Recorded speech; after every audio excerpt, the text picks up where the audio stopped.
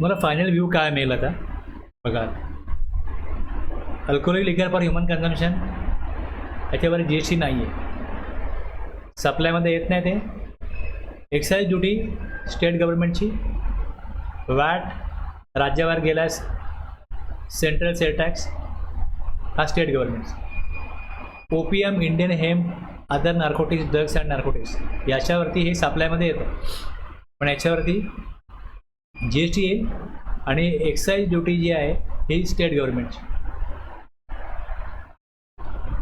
तसंच हे जे 5 पेट्रोलियम प्रॉडक्ट आहेत त्याच्यावर जी एस टी नाही, एक्साईज ड्युटी सेंट्रल गव्हर्नमेंटची आणि राज्याचा याच्यामध्ये वॅट आणि सी एस टी. टोबॅकोवरती एक्साईज ड्युटी पण आहे आणि जी एस टी पण आहे, बाकी वॅट आणि सी एस टी नाही. बाकी जे प्रोडक्ट आहेत हे जी एस टीच्या स्कोपमध्ये आलेले आहेत, त्याच्यावरती excise duty, VAT, C S T हे लागू होणार.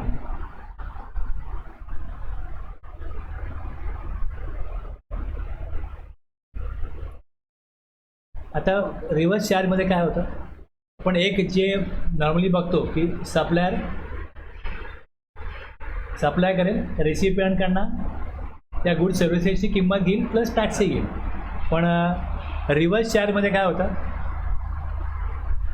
Reverse charge means the liability to pay tax by the recipient of supply of goods. रिसिपियंटवर जबाबदारी आहे, सप्लायरवरती नाही. इन्स्टेड ऑफ सप्लायरच्या ऐवजी रिसिपियंटनीच गव्हर्नमेंटला टॅक्स द्यायचं आहे. इथे जो सप्लायर आहे तो रिसिव्हरला काय देईल, गुड सर्व्हिसेस देईल. रिसिव्हर पेमेंट करेल without G S T supplier, आणि जी एस टी रिसिव्हरने कोणाला द्यायचं आहे, डायरेक्टली गव्हर्नमेंटकडे द्यायचं. सप्लायरची जबाबदारी नाही. एवढं तुम्हाला कळलं तर पुढचं काय कळायला अवघड नाही. पुढे एवढंच आहे की कुठले गुड सर्व्हिसेस ज्याच्यावरती रिसिपियंटनी टॅक्स द्यायचा आहे, the government may on the recommendations of the काउन्सिलमध्ये ठरेल. नोटिफिकेशन काढेल government categories of supply of goods services आणि both. The tax on which shall be levied paid. आता जो रेट आहे तो सेक्शन 9 प्रमाणे नोटिफाय होईल. जो रेट नोटिफाय झाला आहे त्याच्यावर सप्लायरनी टॅक्स घ्यायचा का रिसिपियंटनी टॅक्स घ्यायचा, मग नोटिफिकेशन बघायला लागेल की एक भारतभर 20 सर्व्हिसेस असतील आणि एक 8-10 गुड्स असतील ज्याच्यावर रिव्हर्स चार्ज आहे, बाकी सगळ्यावरती फॉरवर्ड चार्ज. म्हणजे मला हे बघायला लागेल, पहिले मी हे बघीन की माझी ॲक्टिव्हिटी ही सप्लायमध्ये येते का. याचं उत्तर समजा येस आहे, तर मग माझा सप्लाय हा टॅक्सेबल आहे का, याचं उत्तर पण येस आहे. तर मी हे बघीन, समजा हे येस आहे, तर मी हे बघीन की मग फॉरवर्ड चार्ज आहे का रिव्हर्स चार्ज आहे. सप्लाय आहे, टॅक्सेबल सप्लाय आहे, टॅक्स रेट नोटिफाय झाला आहे, मग बघीन रिव्हर्स चार्जमध्ये जर का त्यात एंट्री नसेल म्हणजे मग फॉरवर्ड चार्ज.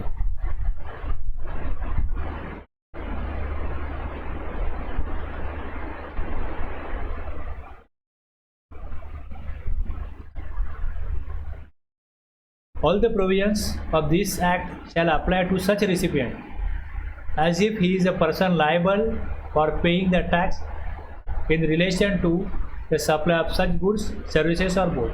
आता याचा अर्थ एवढाच आहे की जसं टॅक्स देणं लागू आहे रिव्हर्स चार्जमध्ये, तर मग रिटर्न्स भरायला लागेल, त्याचे इनवॉइसच्या तरतुदीप्रमाणे इनवॉइस बनवायला लागेल. म्हणजे मी परचेज केलं, जर परचेज करतो आहे अनरजिस्टर्ड पर्सनकडनं, अनरजिस्टर्ड डीलरकडनं, हे जर परचेस केलं तर त्याच्या इनवॉइसला जो व्यक्ती अनरजिस्टर्ड आहे कायद्यानुसार जी एस टीच्या काही किंमत नाही. रजिस्टर कोड आहे, जर रजिस्टर्ड पर्सन मी असेल तर मग मला कशा प्रकारे तो अनरजिस्टर्ड सप्लाय रेकॉर्ड करायचा, त्याचा सेल्फ इनवॉइस म्हणतात त्याला, तो बनवायचा, ज्याच्या आधारे टॅक्स द्यायचं. म्हणजे जर एखाद्या ऑडिटला जाईल तर त्याला कळलं पाहिजे की हे पेमेंट तुम्ही कोणाला केलं, अनरजिस्टर्ड पर्सनला केलं. मग ह्याचं काय प्रूफ आहे, मग त्याचा पेमेंट वाउचर किंवा मग सेल्फ इनवॉइस. जेव्हा आपण ती तरतूद बघू सेक्शन 31(3) मध्ये या काय केसेस आहेत, special cases.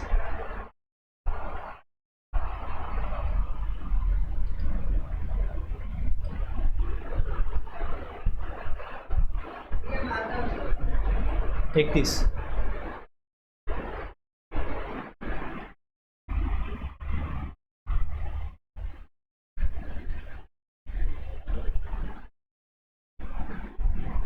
Registered person who is liable to pay the tax.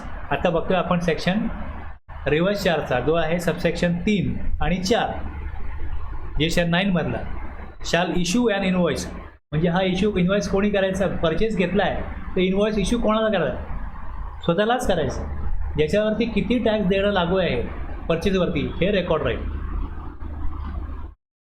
एक ते दिलं आहे. दुसरं दिलं registered person who is liable to pay tax 9(3) किंवा 9(4) प्रमाणे shall issue a payment voucher at the time of making payment to the supplier. सप्लायरला payment करेल किंवा मग परचेस करेल त्या सेल्फ इनवॉइस, या दोनवरती तो टॅक्स रेकॉर्ड होतो. याच्यावरती 9(3) किंवा 9(4) वरती टॅक्स देणं आहे.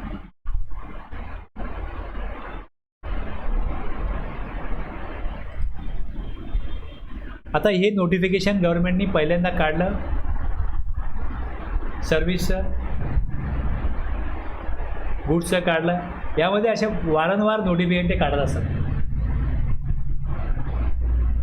मी हे जे बघाल 13/2017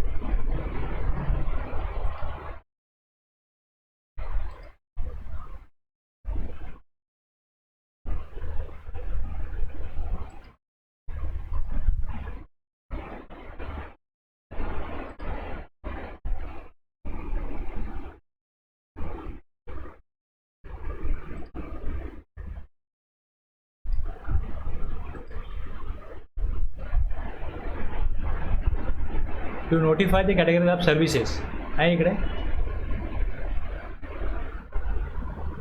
एक बघा, पहिल्यापासून बघा कळेल तुम्हाला की पहिलं काय रेट नोटिफिकेशन. हे 9(1) प्रमाणे टॅक्स लागेल ते दिलं आहे. इथे क्लिक कराल, हे ओपन होईल. व्ह्यूला क्लिक कराल तर आणखीन एक विंडो पुढे ओपन होईल आणि यात तुम्हाला काय दिसतं पुढे की प्लस केल्यानंतर किती वेळा नोटिफिकेशनमध्ये त्या अमेंडमेंट झाली आहे हे कळतं. म्हणजे रेट गव्हर्नमेंटनी वारंवार रिवाईज केले तर 1, 2, 3 हे एवढे नोटिफिकेशन आले हे रेटचे. आता यातनं कळतं की रेट किती आहे. आता फॉरवर्ड चार्ज आहे का रिव्हर्स चार्ज आहे याकरता पुढे तुम्हाला जाऊन आणखीन पुढचं बघायला लागेल. Reverse charge on certain specified supplies of गुड्सचं हे याला पण व्ह्यू कराल, विंडो ओपन होईल. म्हणजे पहिल्यांदा नोटिफिकेशन काढलं ते 4 आहे. याच्यामध्ये गुड्स जेवढे होते त्यावेळेस ती यादी यात मिळेल. आणखीन त्यामध्ये काय वाढ झाली ती तुम्हाला पुढच्या नोटिफिकेशनला कळेल. मी हे काढलं,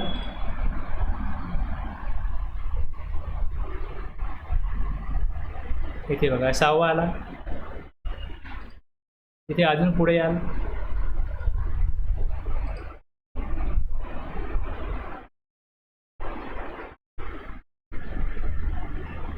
सातवा नाही घेतला, याला सांगितलं 4च्या पुढे after serial number 4 and the entries relating thereto the following serial number and the entries shall be inserted. इकडे 4 हे इन्सर्ट करा.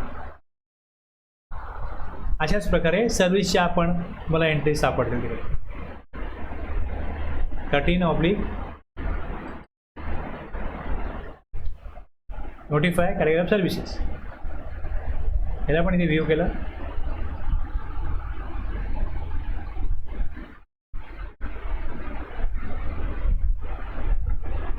कळलं 13. मग पुढे 22, 33.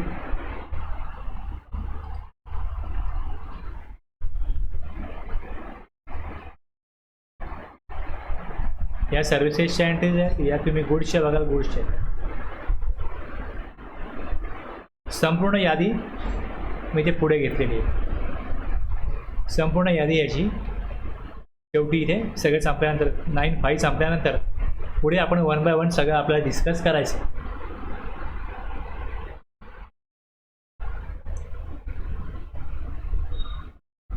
जर मी सप्लाय करत असेल आणि टॅक्सेबिलिटी जर का रिव्हर्स चार्ज असेल तर पहिले ते बघेन की त्या 20मध्ये माझी सर्व्हिस नाही आहे, मग फॉरवर्ड चार्ज आहे.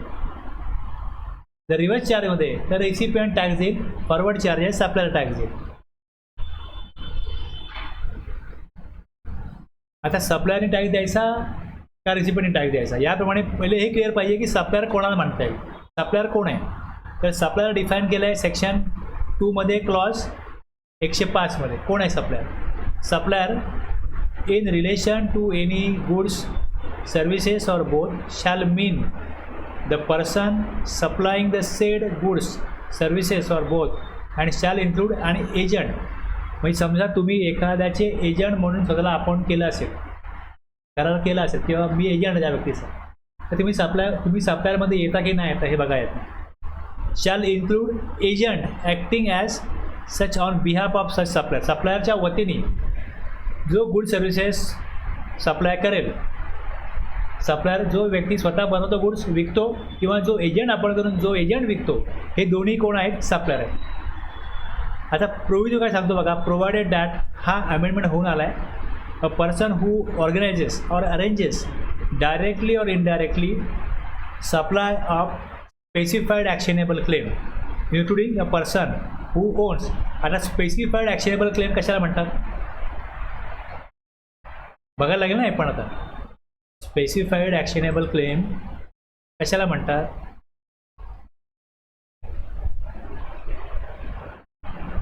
लॉटरी बेटिंग गॅम्बलिंग याला ॲक्शनेबल क्लेम असं म्हटलं जायचं. आणि त्यात त्यांनी पुढे आता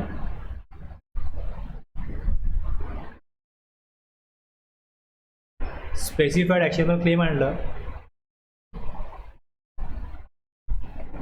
यामध्ये लॉटरी बेटिंग गॅम्बलिंग बरोबरच त्यांनी casinos, gambling, horse racing, lottery, online money gaming हे इन्क्लूड केलं. त्यामुळे आता हे ऑनलाईन चालतं. आणि समजा एखाद्याला हे सगळं ऑनलाईन करत आहे तर सर्व्हर लागेल. सर्व्हर तुमचा आहे, दुसरा व्यक्ती बोलला तुम्ही सर्व्हर भाड्याने द्या, तिकडून मी ऑनलाईन गेमिंग करायचं आहे, तर सप्लायर कोण आहे मग बघा. Provided that person who organises or arranges directly or indirectly म्हटलं आहे supply of specified actionable claim including a person who owns operate manages digital or electronic platform for such supply shall be deem to be a supplier of such actionable claim. मानलं जाईल असं की जो operate करतो आहे, जो manage करतो आहे तो सप्लायर आहे. Whether such actionable claims are supplied by him or through हिम. स्वतः करतो आहे की ज्याच्या थ्रू केला जातो आहे. And whether consideration in money or money's worth म्हणजे क्रिप्टो करन्सी वगैरे असतं including virtual digital asset for supply of such actionable claim is paid or conveyed or to him or through him or place at his disposal in any manner. कुठल्याही पद्धतीने देऊ. And all the provisions of this act apply to such supplier of specified actionable claim as if he is a supplier liable to पे. म्हणजे forward चार्जमध्ये tax द्यायचा आहे ते कोणी द्यायचा, ज्याच्या थ्रू हा सप्लाय होतो आहे किंवा जो करतो आहे तो मानला जाईल की तो कोण आहे, सप्लायर. आता सप्लायरला म्हणजे टॅक्स कोणी द्यायचा हे क्लिअर होण्याकरता सप्लायरची पण डेफिनेशन वाढवावी लागली. एवढे शब्द टाकावे लागले त्यामध्ये की मी क्या टॅक्स देऊ, मी सप्लायर आहे, मी सप्लायरच नाही आहे. मी फक्त काय करतो आहे, प्लॅटफॉर्म दिला आहे, दुसरा व्यक्ती सायला त्याच्या अकाउंटला पैसे जातात, माझ्या थ्रू सप्लाय होतो, मी फक्त याचं भाडं घेतो, बाकी मला माहीत नाही, मी रिस्पॉन्सिबल नाही, असं एखाद्या व्यक्ती म्हणाला तर याप्रमाणे काय, या कायद्याप्रमाणे तुमच्या थ्रू होते, तुम्ही सप्लायर आहात. म्हणजे जर ॲक्च्युली सप्लायर पळून गेला तर ज्याच्या थ्रू हे सगळं होतं आहे त्याला पकडता येईल. त्याला सप्लायर तो असल्यामुळे त्याच्याकडनं कायदेशीररित्या टॅक्स त्याला देण्याकरता फोर्स करता येईल. याकरता ही डेफिनेशन या प्रकारे लिहिली गेली. सगळं जे इथे लिहिलं आहे तरच काय त्यानुसार कारवाई होऊ शकते, जर लिहिलंच नसेल तर कारवाई होऊ शकत नाही, हे लक्षात घ्या. म्हणजे जो कोण या प्रकारे तो प्लॅटफॉर्म बनवेल तो विचार करेल की अरे सप्लायर जर पळून गेला तर आपल्याला गव्हर्नमेंट पकडणार आहे, म्हणजे प्रॉपर टॅक्स तो भरतो की नाही हे बघण्याची जबाबदारी आपली पण आहे, लक्षात घ्या. आता बघा एखाद्याने रेंटवरती घर जरी दिलं तरी त्याला ॲग्रीमेंट कॉपी याची नोंदणी करायला लागते पोलीस स्टेशनला जाऊन की तुम्ही जो कोणी व्यक्ती भाड्याने ठेवला आहे त्याचा आतापर्यंत तुम्हाला माहिती पाहिजे, डॉक्युमेंट आमच्याकडे गोळा करा. पहिलं एवढंच होतं की फक्त तुम्ही माहिती करून घ्या की कोण व्यक्ती आहे, तो करत नाही ते. मग असा कायदा केला की या तिकडे तुम्ही डॉक्युमेंट जमा करा त्याचे, तुमचे ॲग्रीमेंट, त्याचे काय ॲड्रेस प्रूफ आहेत हे आम्हाला द्या पोलीस स्टेशनला. म्हणजे लोकही बघायला लागले. पूर्वी हे बघत नव्हते, कोणी आणला एजंटनी, बघा ह्या माणसाला जागा पाहिजे, घर पाहिजे. मग अशा घटना व्हायला की आतंकमध्ये येऊन राहायला लागले. म्हणजे प्रत्येक वेळेस जशा जशा गव्हर्नमेंटला अनुभव येतो तसे कायदे बनतात. त्याचप्रमाणे इकडे तुम्ही कोणाला दिला प्लॅटफॉर्म, कोण आहे तो, हे ते बघायचंच आहे.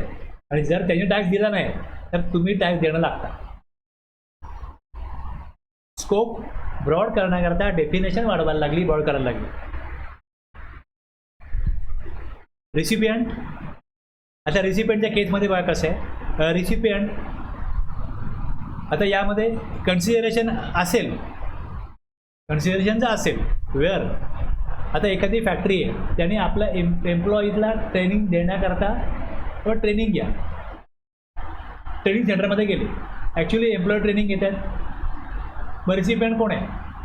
जर कन्सिडरेशन पे केलं जातं आहे for the supply of good services or both, the person who is liable to pay that consideration.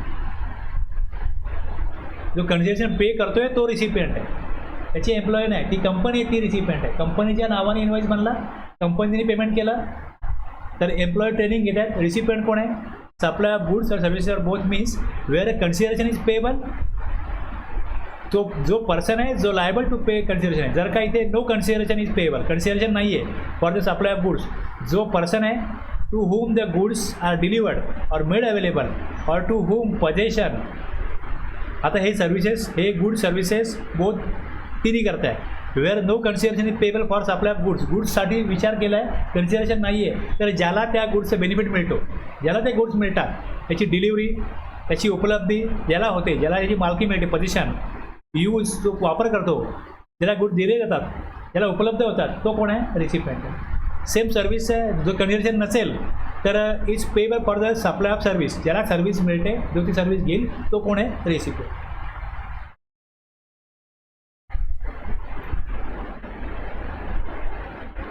Forward charge, reverse charge, जे ट्रान्झॅक्शन आहे कोणामध्ये आहे? दोन पार्टी आहेत, एक सप्लायर, एक रिसिपियंट आहे. मग टॅक्स कोणाला द्यायचा आहे? त्यामुळे हे क्लिअर पाहिजे, सप्लायर कोण आहे आणि रिसिपियंट कोण आहे.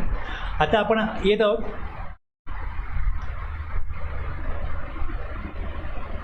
सेक्शन 3 जो आहे, यामध्ये बघा लक्षात घ्या, गव्हर्नमेंट नोटिफाय करेल गुड सर्व्हिसेस, ते जो व्यक्ती घेईल त्याला टॅक्स द्यायचा आहे.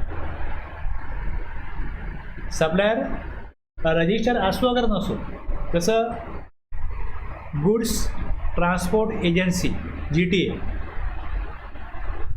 तुम्ही टेम्पो बघा, टेम्पो पोर्टरचा आहे ना, पोर्टर, तर ते GSTमध्ये रजिस्टर पर्सन आहे, ते 5% GST बिलावर लावतात, पण ते टॅक्स कलेक्ट नाही करत. भरण्याची जबाबदारी जो त्यांची पोर्टरची सर्व्हिस घेईल तो भरणार. रिसिपियंट असं नाही बोलू शकत की तो रजिस्टर आहे तो घेईल ना, मी त्याला टॅक्स देतो, त्याची जबाबदारीच नाही. कायद्यानुसार जर का त्यांनी, जो GTA आहे, त्यांनी ज्या वेळेस रजिस्ट्रेशन घेतलेलं आहे त्यावेळेस त्याला असा ऑप्शन आहे की तो टॅक्स कलेक्ट करणार का रिसिपियंट टॅक्स कलेक्ट करणार, आणि त्यांनी ऑप्शन चूज केला आहे की रिसिपियंट टॅक्स कलेक्ट करणार. मग तो काय करतो? इन्व्हॉइस बनवतो, तो इन्व्हॉइस GSR 1ला दाखवतो, पण तो टॅक्स भरण्याची त्याला जबाबदारी घ्यायची नाही. रिसिपियंटनी तो टॅक्स भरावा आणि ITC घ्यावा.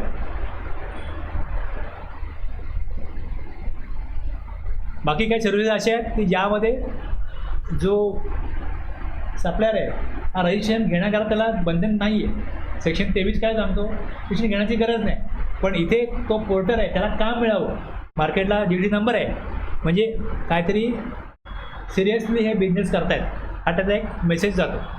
त्यामुळे काय लोक GT नंबर घेतात, पण त्यांना टॅक्स नाही कलेक्ट करत ट्रान्सपोर्टच्या बिझनेसमध्ये, त्यांना ती जबाबदारी नको, त्यांना ITC पण नको. त्यामुळे हेही बघायला लागेल की जी सर्व्हिस आहे किंवा जे गुड्स आहेत त्यामध्ये काय अटी शर्ती आहेत का, कशा प्रकारे तो टॅक्स कलेक्ट करायचा आहे रिसिपियंटनी, किंवा मग सप्लायरला ऑप्शन दिला आहे की या केसमध्ये तर सप्लायर टॅक्स जमा करू शकतो, तर मग रिसिपियंटची जबाबदारी नाही. पण काही ठिकाणी असं आहे की प्युअरली रिसिपियंटनीच टॅक्स द्यायचा, सप्लायर जरी रजिस्टर असेल तरी पण त्यांनी टॅक्स कलेक्ट करून गव्हर्नमेंटकडे जमा करायचाच नाही. जसं एक इन्शुरन्स कंपनी आहे. जर इन्शुरन्स कंपनीने सांगितलं आपल्या एजंटना,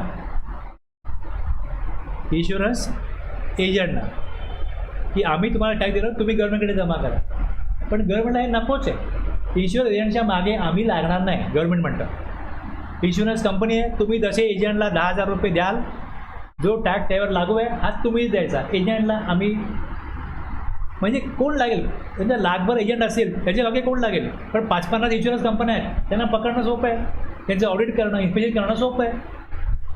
त्यामुळे टॅक्स कलेक्ट करण्याची जी ॲडमिनिस्ट्रेशन आहे, तो जो ॲडमिनिस्ट्रेशन कंट्रोल आहे, तो गव्हर्नमेंटला सोपा वाटतो रिव्हर्स चार्जमध्ये. त्यामुळे त्यांनी काही सर्व्हिसेस, काही गुड्स हे काहीतरी उद्देशाने रिव्हर्स चार्ज त्यावर ठेवलेला आहे. त्यामुळे तिकडे फॉरवर्ड चार्ज दिलाच जात नाही. पण ट्रान्सपोर्टरच्या सोयीसाठी त्या इंडस्ट्रीची अशी मागणी असल्यामुळे ट्रान्सपोर्टच्या केसमध्ये फॉरवर्ड चार्ज, रिव्हर्स चार्ज हे दोन्ही दिले. त्यामुळे ते पण त्यातली गुंतागुंत जी आहे ती पण आपल्याला समजून घ्यायला लागेल, की कुठे फॉरवर्ड चार्ज चालतो, कुठे रिव्हर्स चार्ज चालतो, कुठे फक्त रिव्हर्स चार्जेस आहे. हे सगळं समजून घेण्याची आपल्याला गरज आहे. जे आपण त्या एंट्री डिस्कस करू तेव्हा ते येईल. हा 9.3 मधला आहे. 9.4 काय येतं, तर 9.4 हे दिलं आहे की बाय नोटिफिकेशन गव्हर्नमेंट काय करेल, काउन्सिल रिकमेंड करेल, मग गव्हर्नमेंट नोटिफाय करेल क्लास ऑफ रजिस्टर्ड पर्सन, म्हणजे सगळ्यांकरता नाही आहे, class of registered person in respect of supply categories of goods or services or both. जर त्यांनी रिसिव्ड केले अनरजिस्टर्ड पर्सनकडनं तरच. म्हणजे इथे बघा काय, सगळ्यात पहिले अनरजिस्टर्ड पर्सनकडनं जर सप्लाय घेतला तरच ही तरतूद लागू होईल. ही कोणावर लागू होईल, जे पर्सन नोटिफाय होतील तेच. तर इथे जे बिल्डर्स आहेत त्यांच्यावरती ही प्रोव्हिजन लागू झाली. आणि त्यात पण स्पेसिफाईड गुड्स सांगितले, सर्व्हिसेस सांगितल्या. त्यामध्ये असं सांगितलं आहे की सिमेंट जे आहे हे 100% रजिस्टर्ड सप्लायरकडनं घेतलं पाहिजे. त्यानंतर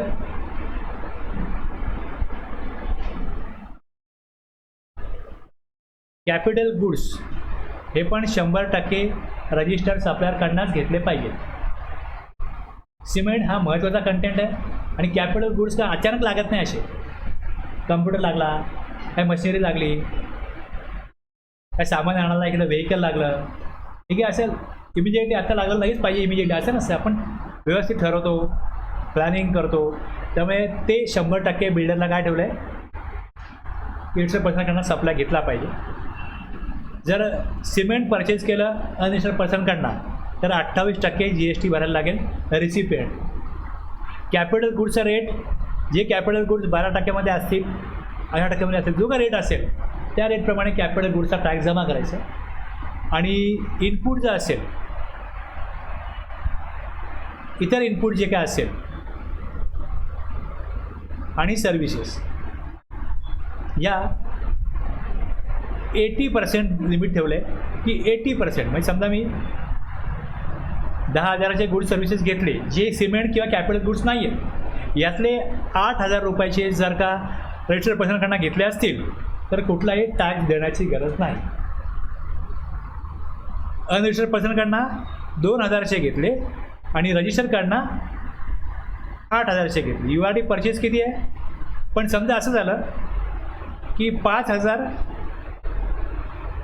रजिस्टर्ड पर्सनकडनं घेतले आणि URDकडनं 5,000 घेतले, तर किती रुपयावर टॅक्स द्यायला लागेल. 80% रजिस्टर्ड पर्सनकडनं सप्लाय घेतला पाहिजे. 80 होतात 8,000. शॉर्टफॉल किती आहे, 3,000.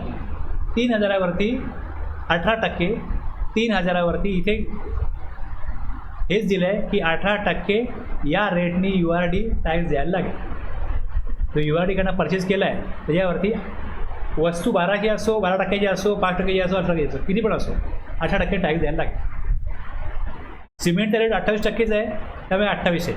आणि कॅपिटल गुड्स जो रेट असेल त्या कॅपिटल, त्या मशिनरीचा, त्या गुड्सचा, तो रेट रिव्हर्स चार्जमध्ये जमा करा. पण इनपुटला समजा हे 5,000चे गुड्स आहेत, त्यातले काही 5% आहेत, काही 12-18, असं काही नाही. 18% टॅक्स जमा करायचं सरसकट. हे कोणावरती ॲप्लिकेबल आहे? प्रमोटर, डेव्हलपर, ज्याला बिल्डर म्हणतो आपण शॉर्टमध्ये, त्यांच्यासाठी. आता हे का केलं गव्हर्नमेंटने? हे कधीपासून केलं? तर हे केलं 1 एप्रिल 2019 पासून ही तरतूद ॲप्लिकेबल झाली. याचा रेफरन्स रिव्हर्स चार्जमध्ये पण येईल आणि याचा रेफरन्स एक्झाम्पशनमध्ये पण येईल. ज्यावेळेस तरतूद केली ही 1 एप्रिल 2019 पासून, त्यामध्ये रिव्हर्स चार्जमध्ये पण काही एंट्री झाल्या आणि एक्झाम्पशनमध्ये पण काही एंट्री झाल्या.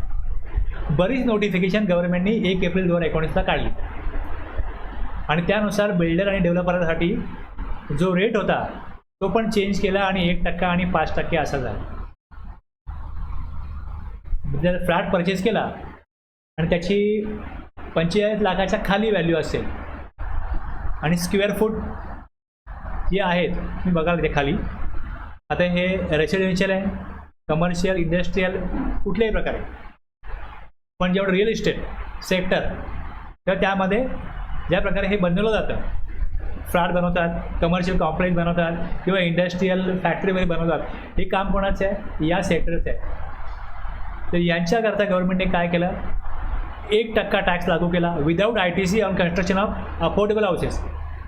अफोर्डेबल हाऊसेस म्हणजे 45 लाखापेक्षा कमी किंमत असलेला फ्लॅट, पण 60 स्क्वेअर मीटर एरिया मेट्रो सिटीमध्ये आणि 90 square metre area non metro सिटीमध्ये. छोटं शहर आहे तिकडे रेट कमी असतात. जागा या तुम्हाला जेवढी मुंबईत तुम्हाला 60 स्क्वेअर मीटरला जो रेट असेल तोच छोट्या शहरामध्ये, गावामध्ये त्या दुप्पट जागा त्याच किंमतीत मिळू शकते. म्हणून मग मेट्रोमधला रेट जो आहे, साईज एरिया जो आहे तो 60 स्क्वेअर मीटर, पण रेट एकच ठेवला आहे 45 लाख. समजा तुमची जागा 100 स्क्वेअर मीटर आहे तर मग रेट 5% लागेल, लक्षात घ्या. किंवा इथे 70 झाली मेट्रोमध्ये, मग रेट 5% लागेल. म्हणजे दोन्ही कंडिशन आहेत, एक 60 किंवा 90पेक्षा जास्त स्क्वेअर मीटर एरिया असता कामा नये आणि 45 लाखापेक्षा जास्त किंमत असताना कामा नये. जर इकडे समजा तुमचं 90 स्क्वेअर मीटर आहे पण रेट जर 50 लाख झाला तर 5% रेट लागेल. 5% without ITC in applicable on construction of all houses other than affordable, म्हणजे हे सोडून जे आहेत त्यांना 5%. 8% केव्हा लागेल? एरिया 60पर्यंत आहे आणि किंमत 45 लाख. दोन्ही कंडिशन सॅटिस्फाय झाल्या मेट्रोमध्ये आणि नॉन मेट्रोमध्ये 90 स्क्वेअर फूट आणि 45, तर 1% टॅक्स लागेल. जर त्याप्रमाणे नसेल तर 5% टॅक्स लागेल. आणि कमर्शियल अपार्टमेंट आता एक आहे ह्याच्यामध्ये की जी कमर्शियल जागा असते ही 15%हून जास्त असून बिल्डिंगमधली खाली 2-4 शॉप केले आणि त्याची जी स्क्वेअर फूटमध्ये जेवढा एरिया आहे टोटल स्क्वेअर फूटच्या तो किती आहे? 15%पर्यंत आहे, 15% आहे, तर त्याला पण हाच रेट लागेल 1% किंवा 5%. समजा 15%हून जास्त झालं तर मग हा जो प्रोजेक्ट आहे याला हाऊसिंग प्रोजेक्ट म्हणत नाही, मग तो वेगळ्या कॅटेगरीत जातो, मग त्याला वेगळा रेट येतो. तर हा हाऊसिंग प्रोजेक्ट आहे, अफोर्डेबल हाऊसिंग आणि अदर दॅन अफोर्डेबल हाऊसिंग असे शब्द वापरले तिकडे. आता हे रेरा कायद्यामधनंच घेतलेलं आहे, हे शब्द जे घेतलेत या कायद्यामध्ये. ITC shall not be available, बिल्डरला या कंडिशन टाकल्या की ITC तुम्हाला मिळणार नाही. आता जर बिल्डरला ITC घ्यायचा नसेल तर तो काय करेल? प्रयत्न करेल की अनरजिस्टर्ड पर्सनकडनं सप्लाय घेण्याचा. म्हणून 9(4) त्याच्यावरती ॲप्लिकेबल केला बिल्डरवरती की तुम्ही सप्लाय हा रजिस्टर्ड पर्सनकडनं घेतला तर ठीक आहे, नाही घेतला तर रिव्हर्स चार्जमध्ये टॅक्स भरायला लागेल. सिमेंट 28%, सिमेंटवरती 28% रिव्हर्स चार्जमध्ये भरायला लागतील सिमेंट, आणि 80% लिमिट ठेवलं आहे. इनपुट्स आणि इनपुट सर्व्हिसवरती 80% भरा रिव्हर्स चार्जमध्ये.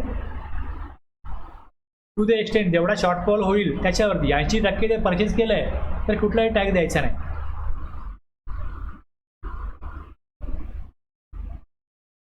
आता हे ज्यावेळेस एकंदरीत इनपुट किती घेतले, इनपुट सर्व्हिसेस किती घेतल्या, याची जी यादी काढली जाईल यातनं अदर दॅन हे बाकी सगळे पहिले बाजूला काढा. हे बाकी सगळे चार्जेस बाजूला काढायचे आणि मग जी व्हॅल्यू येईल त्याच्या 80%, त्याच्यावरती 80% पाहिजे.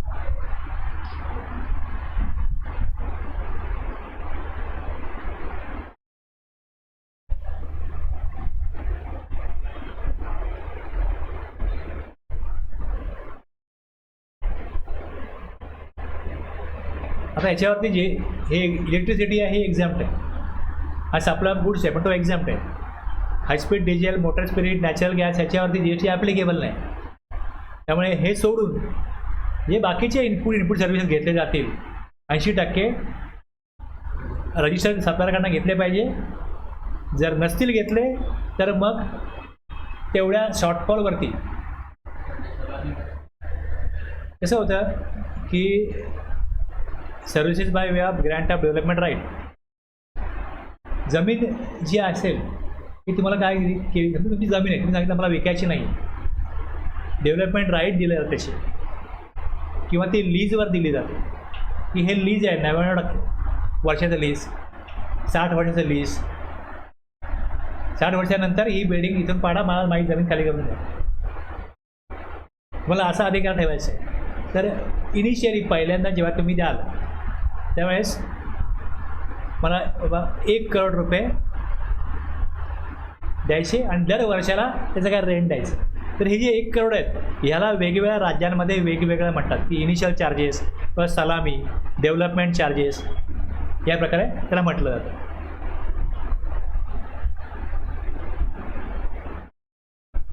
Capital goods shall be paid by the promoter on reverse charge applicable rate प्रमाणे.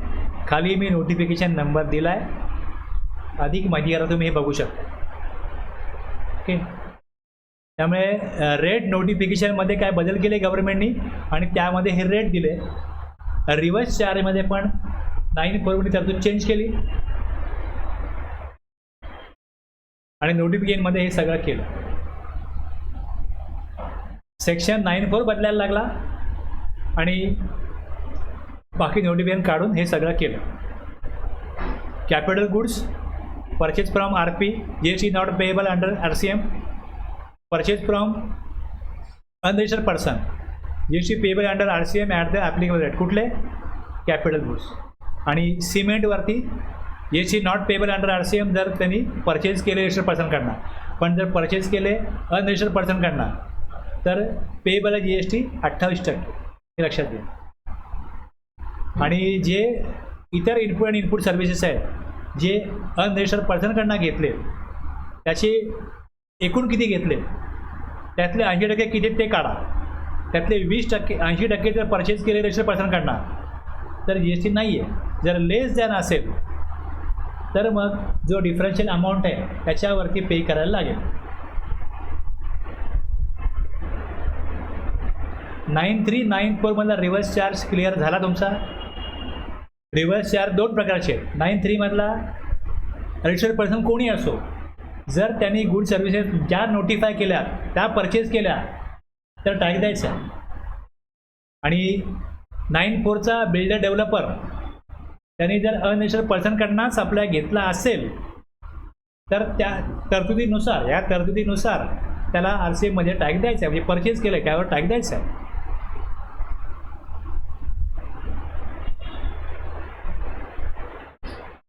मध्ये रिव्हर्स चार्ज कोणा करताय? नोटिफाईड गुड सर्व्हिसेस नोटिफाय केल्या. आणि 9(4) सप्लायर नोटिफाय केला आहे बिल्डर डेव्हलपर. आणि जर त्यांनी परचेज केलं अनरजिस्टर्ड पर्सनकडनं तर ॲज अ रिसिपियंट त्याला टॅक्स द्यायचा आहे. हे रिअल एस्टेट सेक्टर करता बनवलेली केलेली प्रोव्हिजन आहे. आणि ही सगळ्यांना करताय 9(3) किंवा 5(3) जी आहे ही रिसिपियंटला टॅक्स द्यायचा आहे नोटिफाईड गुड्स किंवा नोटिफाईड सर्व्हिसेसवरती. ह्याचं बेस्ट नोटिफिकेशन हे आहे. आणि पुढच्या नोटिफिकेशनमध्ये काय सांगितलं जातं की या नोटिफिकेशनमध्ये अजून एक एंट्री वाढवा. मग तो नंबर दिला जातो. 4 एंट्री आहे तर 4A घ्या. जरुरी नाही की 7 नंबरला येतील. 6 एंट्री असताना ते कुठेही इन्सर्ट करायला सांगतील. Forward charge, reverse charge. हे अगोदरच्या कायद्यात पण होते सर्व्हिस टॅक्समध्ये, पण ई कॉमर्स ऑपरेटरचा कन्सेप्ट बदलत्या काळानुसार आला आहे. ई कॉमर्स म्हणजे काय? Supply of good services or both including digital product over digital or electronic network. म्हणजे जर परचेस सेल जे करायचं आहे, बाईंग आणि सेलिंगचे आहे प्रॉडक्टचं किंवा सर्व्हिसेसचं, कुठल्याही बिझनेसचं, हे बायर आणि कन्झ्युमर हे इलेक्ट्रॉनिक प्लॅटफॉर्मवरती एकमेकांना संपर्क करतात, कॉन्टॅक्ट करतात. डायरेक्ट एकमेकांना भेटत नाहीत, समोरासमोर भेटत नाहीत, ऑनलाईन भेटतात की हे माझे गुड्स आहेत, बाहेर बघतो, सप्लायर दाखवतो ऑनलाईन आणि तो व्यापार होतो. याला म्हणतात इलेक्ट्रॉनिक कॉमर्स. आणि इलेक्ट्रॉनिक कॉमर्स ऑपरेटर कोण? इलेक्ट्रॉनिक कॉमर्स ऑपरेटर मीन्स असा व्यक्ती जो मालक आहे किंवा जो ऑपरेट करतो, जो मॅनेज करतो डिजिटल और इलेक्ट्रॉनिक फॅसिलिटी और प्लॅटफॉर्म फॉर इलेक्ट्रॉनिक कॉमर्स. जसं ॲमेझॉन किंवा फ्लिपकार्ट आहे, यांच्या थ्रू गुड्स परचेस सेल केले जातात. म्हणजे गुड्स बायरला प्रॉपरली मिळायला पाहिजेत, पोचायला पाहिजेत, प्रॉपर क्वालिटीचे पोचायला पाहिजेत, जे त्यांच्या वेबसाईटला दाखवले गेले त्याच प्रकारचे गुड्स आणि वॉरंटी वगैरे सगळं जे आहे हे मिळेल, अशा प्रकारची काळजी कोण घेतो? हे ॲमेझॉन किंवा फ्लिपकार्ट आहे, हे या प्रकारची काळजी घेतात. म्हणजे ग्राहकांची फसवणूक होऊ नये. फसवणूक व्हायला लागली असती तर मग हा प्लॅटफॉर्म फेल गेला असता. मी माझ्या अनुभवावरून सांगतो. मी माईक मागवला ॲमेझॉन आणि फ्लिपकार्टवरनं, तो माईक खराब होता. मी कळलं हा माईक बरोबर नाही आहे. त्यांनी इमिजिएटली पेमेंट केलं, त्यांना माणूस घेऊन गेलो. रिफंड मला लगेच मिळाला. मी टी व्ही परचेस केला होता दिवाळीच्या आसपास, तो फुटलेला आला. डिलिव्हरीमध्ये कळत नाही, काढून दाखवलं बघा ओके. लावल्यानंतर कळलं की अशा लाईन येतात स्क्रीनवरती. मी ऑनलाईन कंप्लेंट नोंदवली. त्याचा माणूस आला, चेक केलं, घेऊन गेले. दुपार झाला असेल, 2 तासामध्ये मला पैसे रिफंड आले. म्हणजे छोटी माईक काय 700-800 रुपयाचा होता, पण तुमची मोठी वस्तू आहे 40-50 हजार किती पण असो, छोटी वस्तू मोठी वस्तू कुठली पण असो, त्यांची जबाबदारी आहे की त्यांच्या platform through genuinely proper product supply व्हायला पाहिजे बायरला, तरच त्या प्लॅटफॉर्मची काय होईल, विश्वासार्हता वाढेल. तर इलेक्ट्रॉनिक कॉमर्स ऑपरेटर हा काय करतो, तो प्लॅटफॉर्म उपलब्ध करून देतो. आणि जे पेमेंट आहे हे पेमेंट ते रोखून ठेवतात जोपर्यंत बायरकडनं कन्फर्म होत नाही. म्हणजे नंतर मला प्रॉपर डिलिव्हरी झाली, मला विचारलं टी व्ही इन्स्टॉल झाला, ओके आहे, तुम्ही मागणी केली त्याप्रमाणे आहे, मी जेव्हा नोंदवलं की यस. त्यांची ही पद्धत आहे. पहिले डिलिव्हरी झाली का, मग इन्स्टॉलेशन झालं का, हे सगळं ते विचारतात आणि नंतर मग पुढे जाऊन ते. त्यामुळे इथे काय होतं, जे TCSची प्रोव्हिजन आहे ती यांना लागू होते की पैसे त्यांच्याकडे जमा होतात आणि मग 1% अमाऊंट डिडक्ट करून बाकीची अमाऊंट ते ॲक्च्युअल सप्लायरला पे करतात. इलेक्ट्रॉनिक कॉमर्स ऑपरेटर थ्रू काय होतो, बायर आणि सेलरमध्ये समन्वय होतो, कॉन्टॅक्ट होतो, व्यापार व्यवसाय होतो. कळलं ना एवढं? तर हे अगोदर ही कशी परिस्थिती नव्हती, त्यामुळे ही तरतूद नव्हती. GSTच्या कायद्यामध्ये ही तरतूद गव्हर्नमेंटला करण्याची गरज वाटली, कारण बदलत्या परिस्थितीनुसार हे आवश्यक होतं. Any person who supplying good services on his account. आता समजा माझी एक वेबसाईट आहे जिकडे मी स्वतः इथे बनवले आणि स्वतःच विकतो, हायवर would not be considered as e commerce operator. मी प्लॅटफॉर्म माझा बनवला आहे, माझ्याकरता बनवला आहे, दुसऱ्यांचे प्रोडक्ट इथे विकत नाही. त्या केसमध्ये तो व्यक्ती ई कॉमर्स ऑपरेटर होत नाही. ई कॉमर्स ऑपरेटर कोण आहे, स्वतः ओनर नाही आहे, स्वतःचे गुड्स नाही आहेत, दुसऱ्यांचे गुड्स सप्लायर आणखी कन्झ्युमरला जो मिळवतो तो ई कॉमर्स ऑपरेटर आहे. ऑनलाईन खरेदी विक्री होते, पण ऑनलाईन खरेदी विक्री मी जर का माझ्या वेबसाईटला करतो स्वतः करता, तर इथे मग तो कन्सेप्ट लागू होत नाही ई कॉमर्स ऑपरेटरचा. Suppose if we are selling Redmi Note 4 MI phone through Flipkart, then it is e-commerce operator. But when we are selling through our own website, then it will not be considered as e-commerce operator for the purpose of this provision. हे लक्षात घ्या.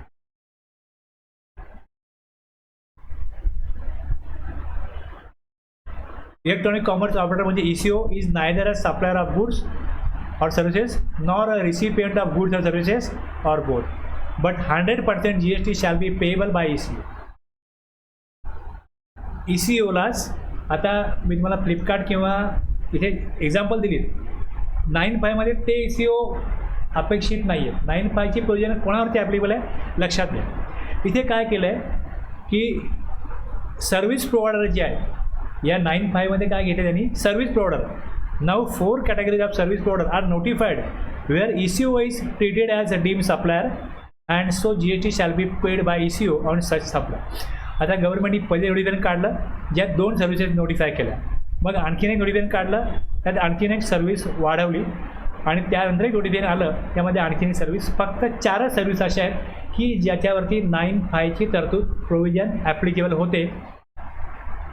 The government may on the recommendations of the council by notification काय दिलं बघा इकडे, specify categories of supply of services, the tax interested काही असो, supplies of which shall be paid by the electronic commerce operator. Electronic commerce ऑपरेटरला tax देण्याची जबाबदारी आहे. आणि इकडे सप्लाय ऑफ सर्व्हिसेस म्हटलं आहे, गुड्सचा विषय इथे होत नाही. ही तरतूद गुड्सवरती लागू होत नाही, लागू होऊ शकत नाही. जर ECO थ्रू सप्लाय झाला आणि तो सप्लाय ऑफ सर्व्हिसेसचा आहे तर असं मानलं जाईल की ती सप्लाय त्या ECOनेच दिली आहे. All the provisions of this act shall apply to such electronic commerce operator as if he is the supplier liable of paying the tax. जर का ECOला टॅक्स द्यायचा आहे तर एक सगळ्यात पहिलेला आवश्यक होईल की त्यांनी रजिस्ट्रेशन घेतलं पाहिजे कारण टॅक्स त्याला द्यायचा आहे. मग आपण 24मध्ये वाचलं आहे की ECOला रजिस्ट्रेशन घेणं कंपल्सरी आहे आणि मग तो इनवॉइस बनवेल, रिटर्न भरेल, टॅक्सचं पेमेंट करेल, हे सगळं त्याला लागू होईल. आता जर भारताबाहेरनं अशा प्रकारचा प्लॅटफॉर्म बनवला असेल तर प्रोव्हिजन सांगतो, provided that where an electronic commerce operator does not have a physical presence in the taxable territory. त्याचं इथे अस्तित्वच नाही आहे, फिजिकली कुठलं ऑफिस नाही आहे, ऑनलाईन सगळं काम चाललं आहे. एनी पर्सन कोणतरी व्यक्ती असेल त्याचा सच इलेक्ट्रॉनिक कॉमर्स ऑपरेटरचा फॉर एनी पर्पज कुठल्याही उद्देशाकरता जर तो अपॉइंट केला गेला असेल तर समजा तुम्ही एखादा कंपनी चालवता आणि तुम्हाला ECO कोणते माणूस येऊन सांगेल की तुम्ही आमच्या वेबसाईट थ्रू प्रॉडक्ट विका, सर्व्हिसेस द्या. असे कोणतरी एजंट कोणतरी व्यक्ती असतील ना त्यांचे, जर असे कोणी व्यक्ती असतील तर मग ते लायबल असतील टॅक्स पे करण्याकरता. फिजिकल प्रेझेन्स नाही आहे, इथे कुठं ऑफिसच नाही आहे, तर जे कुठले त्यांचे इथे कुठल्याही पर्पज कुठल्याही उद्देशाकरता जे त्यांचे रिप्रेझेंटेशन त्यांना करत असतील, त्यांना कुठल्याही कारणाकरता काही त्यांच्याकरता सर्व्हिस देत असतील किंवा काही काम करत असतील तर ते जबाबदार असतील. जर तसा कोण तिथे रिप्रेझेंटेटिव्हच नसेल, त्यांचा कोण प्रतिनिधीच नसेल तर provided further that where electronic commerce operator does not have physical presence आणि does not have a representative, तर electronic commerce operator shall appoint, त्यांनी अपॉइंट करावा person in the taxable territory for the purpose of paying tax and such person shall be liable to pay tax. म्हणजे इथे registration घेताना tax कोण देणार आहे याचं नाव तिथे टाकावं लागत आहे. मी जर फॉर्म बघाल त्याचा ई कॉमर्स ऑपरेटर रजिस्ट्रेशनचा त्यात हे येईल की कोण भरणार टॅक्स, पकडायला कोणाला, जे ई कॉमर्स ऑपरेटर आहे त्याचं इथे कुठलंही अस्तित्व नाही आहे. मग तुमचा इथे रिप्रेझेंटेटिव्ह कोण आहे, कोणाच्या वतीने तुम्ही टॅक्स देणार, कोण जबाबदार असेल त्याची नोंदणी होईल at the time of registration. त्या व्यक्तीचं इकडे नाव, कॉन्टॅक्ट ॲड्रेस दिला जाईल की त्याला कसा कॉन्टॅक्ट करायचा. म्हणजे जर का इलेक्ट्रॉनिक कॉमर्स ऑपरेटरने टॅक्स जमा नाही केला तर कोणतरी व्यक्ती जबाबदार पाहिजे ना, त्याच्याकडनं रिकव्हरी करता येईल. लक्षात घ्या, अशा प्रकारे तरतूद का केली. टॅक्स जमा ते करणार, नाही जमा केला तर रिकव्हरी कोणाकडनं करायची याकरता एक व्यक्ती पाहिजे इकडे.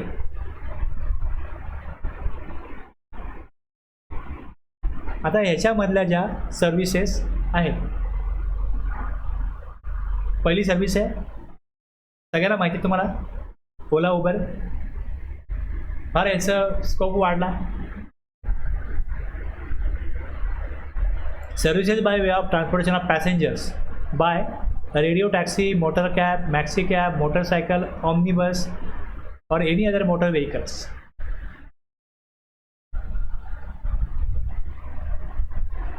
आता हे सगळं जे आहे याच्या थ्रू बुक होईल. डीम सप्लायर तो कोण आहे? Deem supplier. आता जर हा जो व्यक्ती आहे हा जी एस टीमध्ये रजिस्टर असो अगर नसो, समजा तुमचा ट्रान्सपोर्टचा बिझनेस आहे, धरून चला तुमच्याकडे अशा प्रकारच्या 10-15-20 गाड्या असतील, तर तुम्हाला असं वाटलं की आपला कायम सगळ्या सीझनला सगळ्या गाड्या चालत नाहीत, तर आपण 2 गाड्या काय करूया, ओला किंवा उबेरला रजिस्टर करूया. रजिस्टर केलं का जेव्हा तुम्हाला गाडी खाली आहे ते ॲप असं ॲप ओपन केलं, ती गाडी डिटेक्ट होईल, लोकांना ते बुक करतील, गाडी चालेल, बिझनेस होईल. ज्या वेळेस आपल्याकडे बिझनेस आहे, ॲप नाही काढलं तर गाडी उपलब्ध नाही आहे, कोण बुक करणार नाही. म्हणजे लोकली आपला बिझनेस करू. जेव्हा लोकली समजा बिझनेस कमी असेल, ऑफ सीझन बिझनेस नसतो, त्यावेळेस आपण ओला किंवा उबर थ्रू करू. पण तुमच्याकडे 10-15-20 गाड्या आहेत, तुम्ही यामध्ये फॉरवर्ड चार्जमध्ये टॅक्स कलेक्ट करत असाल. पण ह्या ठिकाणी जर ओला किंवा उबेरला गाडी लावली तर ओला किंवा उबर टॅक्स देईल. जो व्यक्ती सप्लायर असेल, रजिस्टर असो अगर नसो, त्याची जबाबदारी त्या टॅक्स देण्याची, तो टॅक्स जमा करणारच नाही. आलं लक्षात?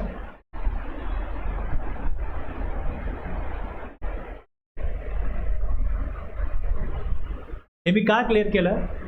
दुसरी सर्व्हिस जी आहे अकोमोडेशन सर्व्हिस, प्रोव्हाइडिंग अकोमोडेशन. तुम्ही मित्रांबरोबर, फॅमिलीबरोबर एखाद्या ट्रिपला गेला, तुम्हाला गोव्याला गेला, तुम्हाला गोव्याला जायचं आहे. तिकडे गेल्यानंतर तुम्ही प्लॅनिंग करत असाल तर आपण तिथे 2 दिवस राहू, 2 रात्री राहू, मग हॉटेल पाहिजे, बुकिंग कराल हॉटेलचं बुकिंग केलं, मग त्याला हॉटेल म्हणा, राहण्याची जागा आहे, hotel in, guest house, clubs, campsite किंवा कुठली अशी व्यावसायिक जागा जी राहण्याकरता या उद्देशाने बनवलेली आहे.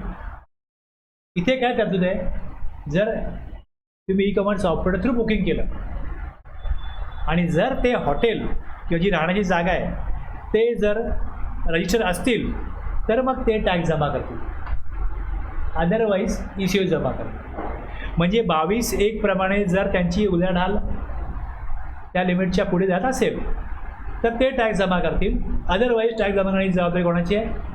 ECOची. तसंच हाऊसकीपिंग सर्व्हिस आहे, services by way of housekeeping.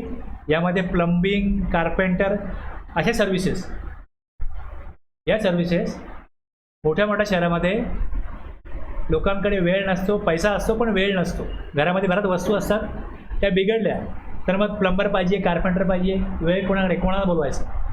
मग अशा प्रकारे ऑनलाईन काय वेबसाईट्स आहेत, ECO आहेत, त्यांच्या थ्रू हे सर्व्हिसेस मिळतात.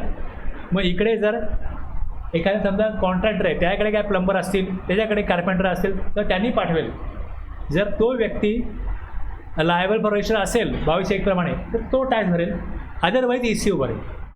या 2 ठिकाणी काय केलं आहे की ECOवरती जबाबदारी तेव्हाच असेल जेव्हा सप्लायर अनरजिस्टर्ड असेल.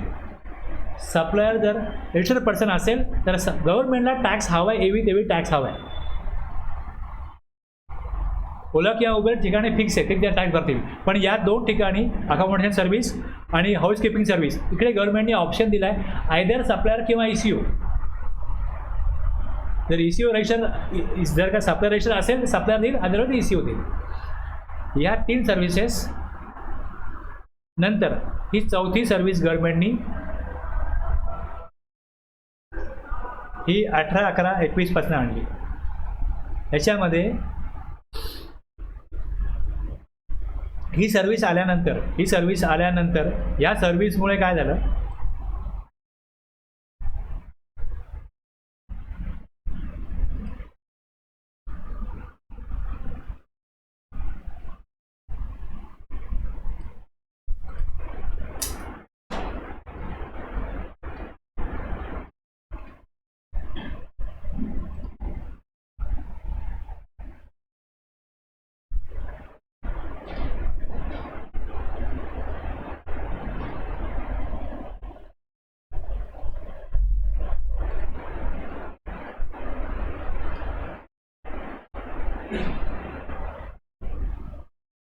हे जे बघताय तुम्ही इकडे, supply is notified under section 9(5) of the CGST act.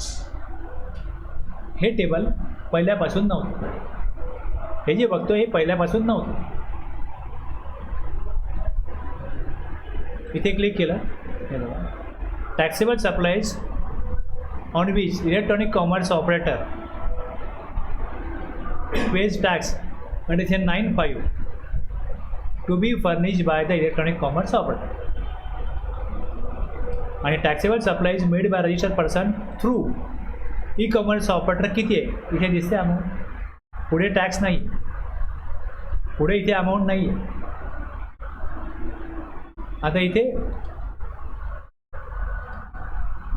आता यामध्ये काय केलं गेलं, जे हॉटेल आहे, रेस्टॉरंट आहे, किंवा आता कसं झालं आहे की हॉटेल तिकडे लोक फिजिकली जात नाहीत, ज्याला म्हणतात क्लाउड किचन.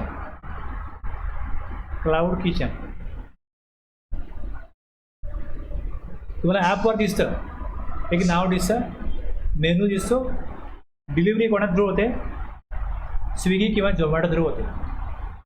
ते बऱ्याच लोकांनी असा बिझनेस सुरू केला, व्हेज नॉनव्हेज, आणि वेगवेगळ्या लोकांना वेगवेगळे टेस्ट पाहिजे, त्यामुळे ते वेगवेगळे नवीन पण नावं दिसली का ट्राय करतात. हे माहीत नाही आपल्याला कुठे, हे नावाचं हॉटेल कुठे माहिती नाही, चला हे ट्राय करू.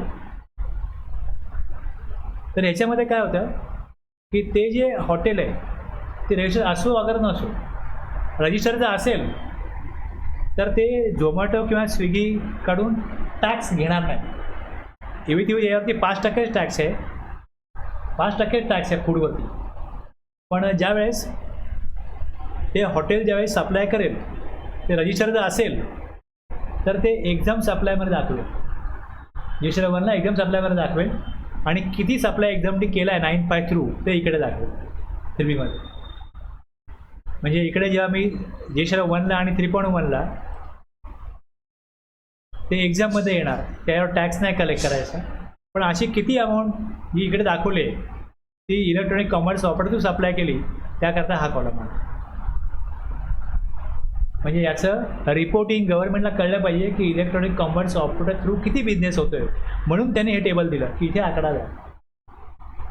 आणि याच्यावर टॅक्स भरण्याची जबाबदारी कोणाची आहे, जर ECOची आहे, हेच भरतो.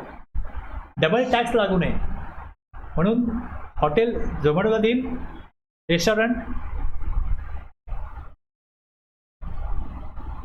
फूड ॲटम व्हॅल्यू ही लावेल, आणि झोमॅटो जो आहे तो गव्हर्नमेंटला टॅक्स देईल. हे लक्षात घ्या. कस्टमरनी GST पे करेल, पेमेंट विथ GST कस्टमर. म्हणजे मी झोमॅटोला काय केलं, GST सकट अमाऊंट दिली, त्यांनी फक्त फूड ॲटम रेस्टॉरंटला दिला आणि GST गव्हर्नमेंटला दिला. ही त्यांची जबाबदारी या प्रोव्हिजनप्रमाणे आली.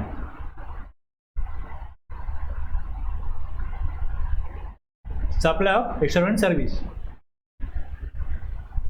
आता काय काय मोठी हॉटेल आहेत जिकडे फूड पण सप्लाय केलं जातं, तिथे राहण्याची व्यवस्था असते. Specified premises means premises providing hotel accommodation service having declared tariff of any unit of accommodation.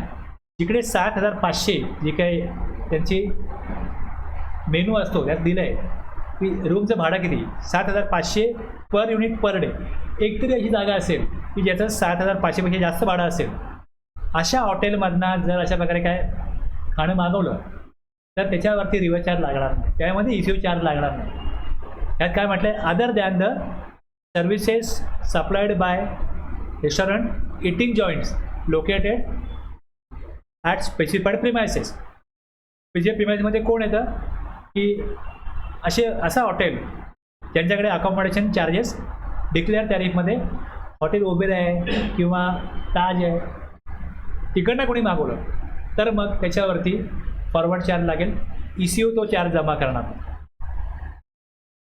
बाकीच्या ठिकाणी असं आहे की इतर जी हॉटेल आहेत तिच्याकडे राहण्याची व्यवस्थाच नाही आहे, राहण्याची व्यवस्थाच नाही, तर हा पटत नाही. हा राहण्याची व्यवस्था आहे पण 4-7 पैशापेक्षा कमी आहे, तर मग तिकडे जबाबदारी झोमॅटो किंवा स्विगीची राहील.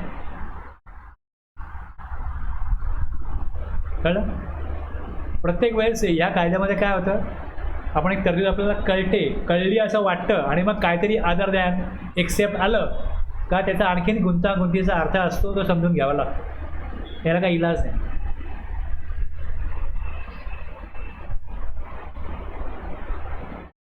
आता टॅक्स गव्हर्नमेंटकडे जमा कोण करणार? जर फॉरवर्ड चार्ज ॲप्लिकेबल आहे तर जो सप्लाय करतो तो म्हणजे सप्लायर. जर रिव्हर्स चार्ज ॲप्लिकेबल आहे तर कोण? रेसिपियंट. आणि तिसरा ई कॉमर्स ऑपरेटर. या तिघांवर जबाबदारी आहे की त्यांनी तो टॅक्स जमा केला पाहिजे.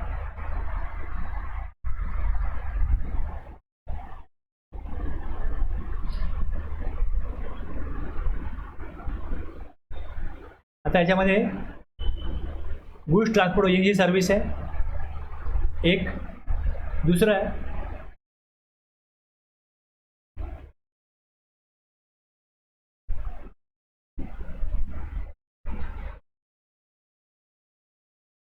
लीगल सर्विस आहे.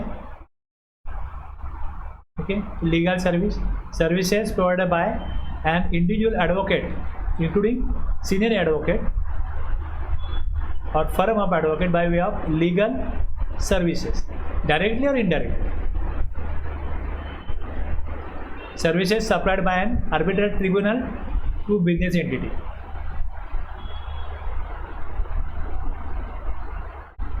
Sponsorship service. आता बघा म्हणजे स्पॉन्सरशिप काय असतं? एखादा इव्हेंट आहे त्याला स्पॉन्सरशिप. जी सिनेमा आहे एखादा इव्हेंट आहे त्यांनी त्याचे स्पॉन्सरशिप ठेवले, मग यांच्याकडनं एक 5 करोड घेतले, तुम्ही काय करा, हा इव्हेंट स्पॉन्सर करा.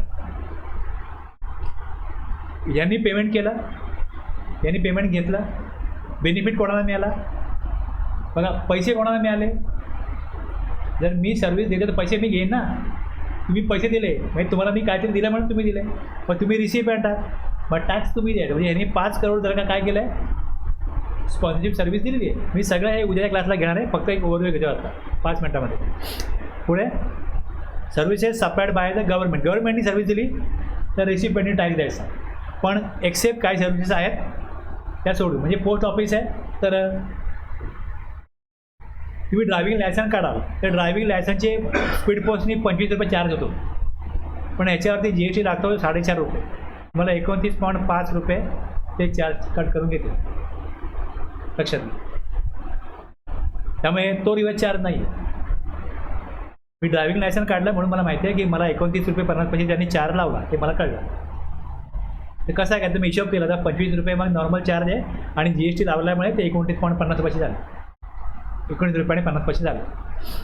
तर पुढे आणखीन जर का इमोबल प्रॉपर्टी असेल गव्हर्नमेंटची भाड्याने दिली तर रिव्हर्स चार्जमध्ये टॅक्स आहे. रेसिडेन्शियल ड्वेलिंग म्हणजे ॲक्च्युली घर भाड्याने दिलं तर एक्झाम्प्ट आहे, पण जर घर भाडं कंपनीने दिलं, आपल्या एम्प्लॉईज करता कंपनी भाडं भरते, तर मग त्या लोकांनी पैसे भरायचे कशासाठी, काय डिटेलमध्ये सांगेन मी. आता हे जे आहे डेव्हलपमेंट राईट दिले बिल्डरला तुम्ही जागा डेव्हलप करायला दिली, तुमची जागा आहे, तुम्ही तिकडे घर बांधू शकत नाही, तुमच्याकडे घर बांधायला पैसे नाहीत आणि बिल्डरकडे घर बांधायला पैसे आहेत पण जमीन नाही. मग हा जो व्यवहार असतो, डेव्हलपमेंट राईट दिले 100 फ्लॅट बांधा 50 आम्हाला द्या, मग ह्याच्यावरती तुम्हाला काय मूल्य मिळालं? तुम्हाला कन्स्ट्रक्शन सर्व्हिस दिली त्यांनी, तुम्ही ती घेतलेली आहे आणि बिल्डरला काय मिळालं? डेव्हलपमेंट राईट मिळाले. म्हणजे डेव्हलपमेंट राईट जेव्हा तो घेतो तेव्हा ह्याच्यावर काय त्याची जबाबदारी आहे ती त्या प्रमोटरची, बिल्डरची आहे. ती तुम्ही ज्याला जमीन भाड्याने दिली लॉंग टर्म लीज, तर ह्याच्यावरती प्रमोटरची जबाबदारी आहे. कशा प्रकारे परत त्याला एक्झाम्पशन पण लागू होतं, हे येईल त्यामध्ये. डायरेक्टर ती सर्व्हिस घेतली कंपनीने तर कंपनी काय करेल? रिव्हर्स चार्जमध्ये टॅक्स भरेल. इन्शुरन्स सर्व्हिस आहे, ती इन्शुरन्स कंपनीने घेतली, इन्शुरन्स एजंटकडनं. रिकव्हरी एजंटची सर्व्हिस बँकांनी घेतली रिकव्हरी करण्याकरता. म्युझिक कंपोजर फोटोग्राफर यांची सप्लाय घेतला म्युझिक कंपनी प्रोड्युसरनी. ऑथर आणि पब्लिशर यांच्यामधला व्यवहार आहे, तर पब्लिशर भरेल टॅक्स, ऑथर नाही भरणार.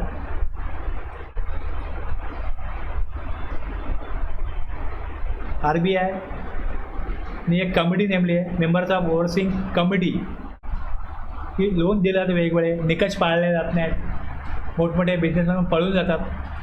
तर ती कमिटी जी आहे ती याच्यावर देखरेख करेल, ओव्हरसीइंग कमिटी, आणि RBI त्यांना जी चार्जेस पे करेल त्याच्यावर GST RBIने भरायचं. तसंच आणखीन बँकिंग कंपनी असतात त्यांचे इंडिव्हिज्युअल डायरेक्ट सेलिंग एजंट असतात, मग त्याच्यावरती प्रोव्हिजन आहे. त्यानंतर बिझनेस फॅसिलिटर असतात जे काम करतात बँकांसाठी. Agent of business correspondent, agent आहेत बिझनेस करस्पॉन्डंटचे, ते बिझनेस करस्पॉन्डंटना सर्व्हिस देतात. सिक्युरिटी सर्व्हिस घेतली जाते. Any person other than body corporate, तरतूद कोणावर लागू आहे? सगळ्यांवर लागू नाही, मग तेही बघायला लागेल.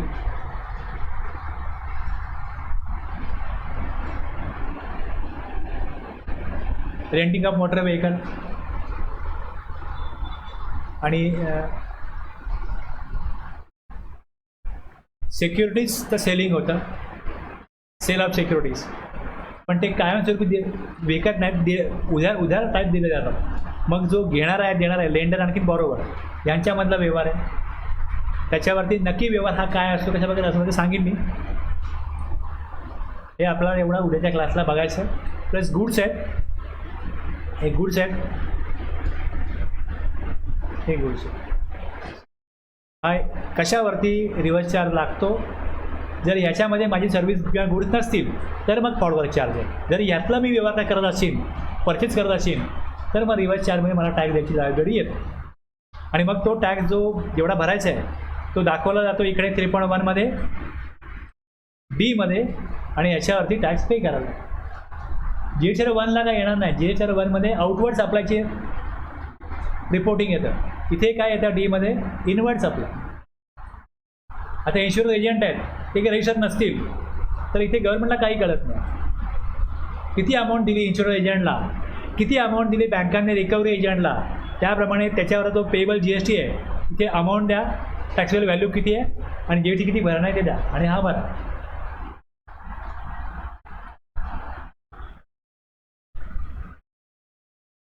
मला असं वाटतं की जे लोकांना कन्फ्युजन होतं की रिव्हर्स चार्ज म्हणजे फारच गुंतागुंतीचं वाटतं, तसं वाटू नये या पॉईंट ऑफ व्ह्यू तुम्हाला मी समजवण्याचा प्रयत्न केला. कळलं तुम्हाला रिव्हर्स चार्ज फॉरवर्ड चार्ज? कोणाला काही कन्फ्युजन असेल तर सांगा. कारण 3 चार्ज आहेत, फॉरवर्ड, रिव्हर्स आणि ECU.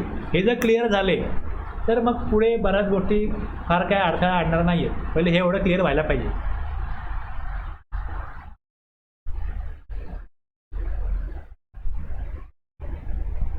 थांबूया.